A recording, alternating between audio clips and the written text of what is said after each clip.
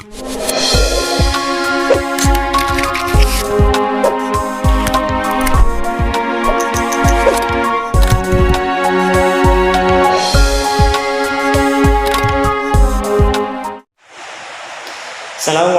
warahmatullahi wabarakatuh. Alhamdulillah, salatu wassalamu ala rasulillah, amma ba'du. Bismillahirrahmanirrahim. Sekalian, Al-Quran diturunkan oleh Allah Subhanahu wa Ta'ala ke muka bumi ini adalah sebagai karunia terbesar bagi umat sekalian alam. Karena apa? Karena setiap apapun itu yang berkaitan dengan Al-Quran maka akan menjadi mulia. Nabi Muhammad SAW diwahyukan Al-Quran menjadi penghulunya para nabi. Bulan ketika turunnya Al-Quran adalah bulan Ramadan, menjadi bulan yang sangat mulia. Malam ketika turunnya Al-Quran disebut malam Lailatul Qadar, menjadi malam yang lebih utama daripada 1000 bulan. Oleh karena itu, anak-anak sekalian, mari kita biasakan membaca Al-Quran setiap hari, setiap waktu. Pada hari ini kita akan melanjutkan pelajaran kita tentang Quran surat At-Tin, makna daripada kandungan surat At-Tin. Mari kita ikuti pembelajarannya berikut ini. Baik anak-anak sekalian, seperti yang sudah Bapak jelaskan minggu yang lalu, bahwa surat At-Tin adalah surat yang ke-95 di dalam Al-Quran. Terdiri dari 8 ayat dan tergolong sebagai surat Makkiyah karena diturunkan di kota Mekah. Anak-anak sekalian, apapun itu yang berkaitan dengan Al-Quran, baik itu buah, waktu, tempat, pasti memiliki keistimewaan. Begitupun dengan buah tin, buah zaitun, bukit Sinai, pasti memiliki keistimewaan yang tidak dimiliki oleh buah maupun tempat yang lain.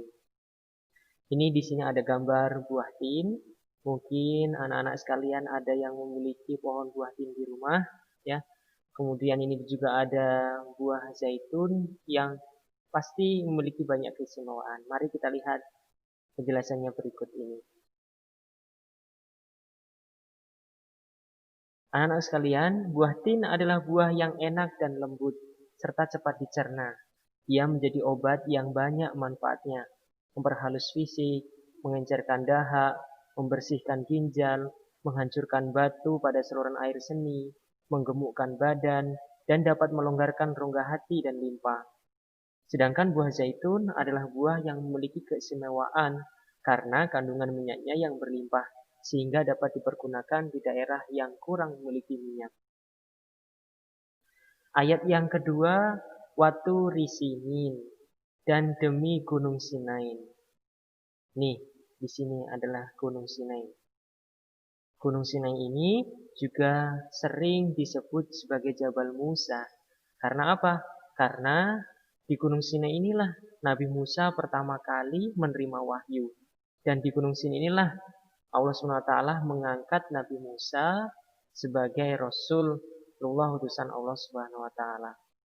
Bahkan di suatu ketika Nabi Muhammad SAW melaksanakan Isra dan Mi'raj melewati Gunung Sinai ini berhenti sejenak untuk melaksanakan sholat sebagai bentuk penghormatan atas kesucian Gunung Sinai ini. Menghormati Nabi Musa karena Nabi Musa menerima wahyu pertama kali di Gunung Sinai ini. Ayat yang ketiga, wahadal baladil amin. Dan demi kota ini yang aman. Kota ini yang dimaksud adalah kota Mekah. Allah SWT menjamin keamanan, kemakmuran kota Mekah ini. Ya, kota Mekah ini memiliki sejarah yang sangat panjang sekali. Dari sejarah Nabi Ibrahim sampai ke sejarah Nabi Muhammad SAW. Bahkan sampai saat ini banyak orang melaksanakan haji dan umroh di kota Mekah. Ayat yang keempat, laqad khalaqnal insana fi ahsani taqwim.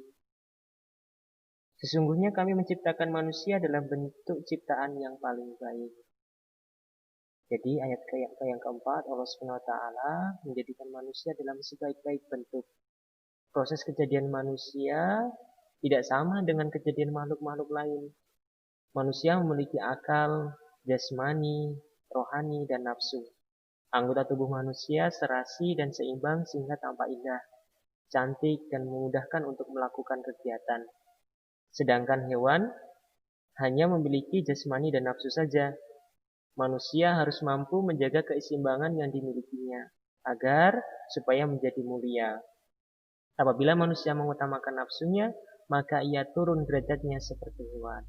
Selain rohani, manusia juga dibekali dengan akal pikiran agar supaya dapat membedakan yang baik dan yang buruk. Ayat yang kelima. Tsumma radadnahu asfala safilin. Lalu kami mengembalikan dia menjadi ciptaan yang paling rendah. Allah SWT mengingatkan manusia, sekalipun mereka sempurna, tetapi dapat turun derajatnya menjadi hina karena pengetahuan, sikap, dan perilakunya. Apabila telah keluar dari aturan yang telah ditetapkan oleh Allah SWT. Nih contoh beberapa kelebihan manusia dari makhluk lain. Sikap dan perilaku, bertutur kata. Manusia dapat bertutur kata dengan lembut dan santun kepada orang tua, guru, teman, dan tetangga. Berpakaian, menutupi aurat, dan memilih model warna yang serasi dan disenangi. Makan dan minum, mengonsumsi makanan dan minuman yang halal dan bergizi sesuai dengan selera. Bergaul sesama teman, berkumpul dan bersilaturahim sesama teman dengan baik dan tidak menyakiti. Menggunakan anggota tubuh sesuai fungsinya terhadap hal-hal yang dibolehkan agama. Ayat yang ke-6. Illalladzina amanu wa amilus solihati falahum ajrun ghairu mamnun. Kecuali orang-orang yang beriman dan berbuat kebaikan, mereka akan mendapat ganjaran yang tak ada putus-putusnya.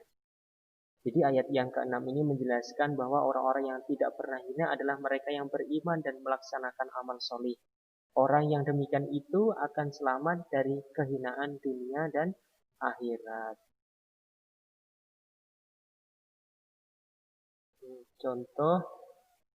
Contoh beriman dan beramal solih. Yang pertama, bisa beribadah kepada Allah, melaksanakan sholat 5 waktu, sholat duha, sholat tahajud, dan sebagainya. Ini yang kedua, gambar bersedekah. Ya, kalau kita memiliki rezeki yang banyak, kita bersedekah. Yang ketiga, gambarnya menolong sama teman ketika teman mengalami musibah atau sedang dalam kesulitan, kita tolong. Ya, itu. Ayat yang ke-7. Fama yukadzibuka ba'du biddin.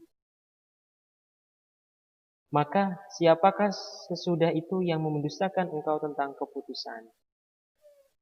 Ayat yang ke-7 ini menerangkan pada hari kiamat nanti ada hari pembalasan terhadap perbuatan manusia yang baik dan buruk.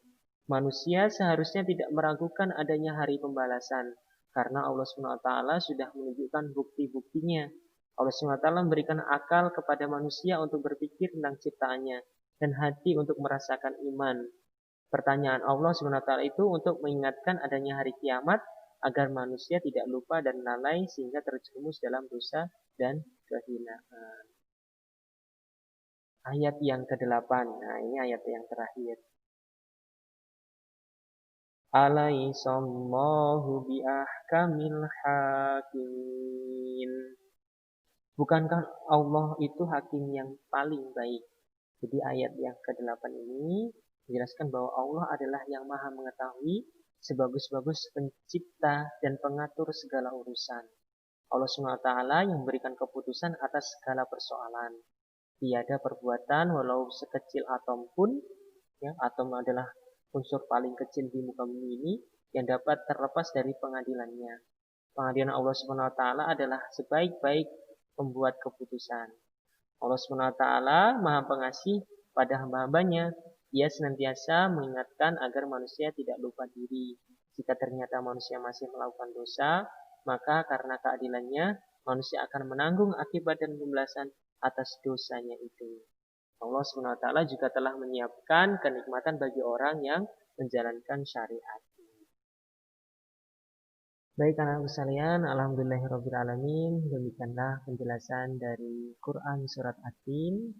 Tugas anak-anakku adalah mencatat apa-apa yang sudah Bapak jelaskan, menulis Quran Surat At-Tin beserta artinya. Tetap jaga kesehatan, semangat dalam belajar, membantu kedua orang tua, dan semoga anak-anakku sekalian dilimpahi keberkahan oleh Allah Subhanahu wa taala. Amin amin ya robbal alamin. Assalamualaikum warahmatullahi wabarakatuh.